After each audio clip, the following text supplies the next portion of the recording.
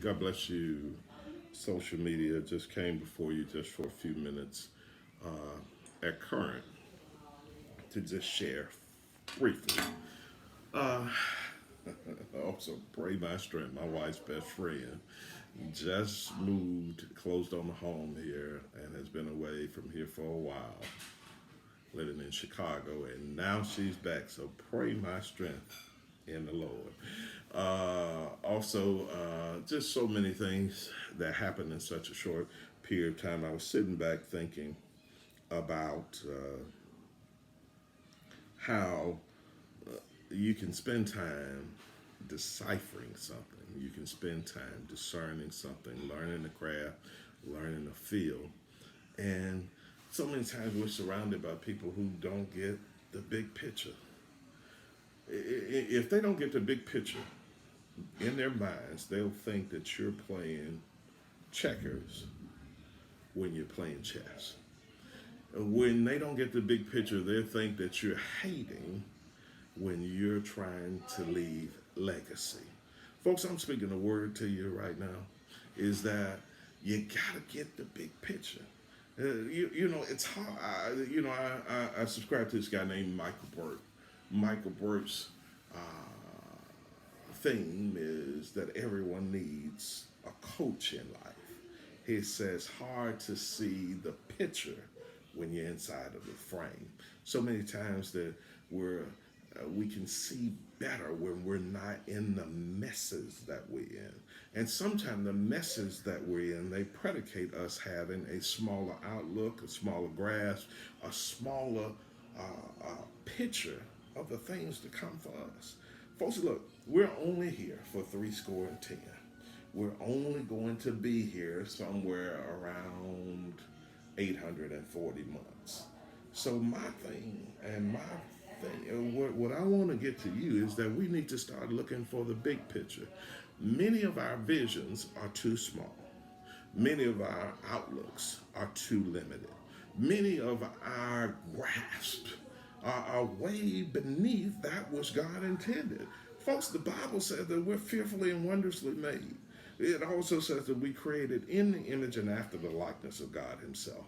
Folks, sometimes our vision is way too limited because we try to operate in with small vision. Folks, you need to expand whatever you think. You need to go for the gusto, aim for the lights, aim for the fence, aim for the target that's way off. Folks, you're not going to be here forever. And one of the worst things that we have is to be here for a limited amount of time and to never have had a vision that's bigger than what you experienced. Yeah, you've had some horrible experiences. You've had some tough breaks. But your vision has to be towards progression. Your vision needs to be headed towards the next level of life. Your vision needs to be aimed towards expansion, conquest, and breakthroughs.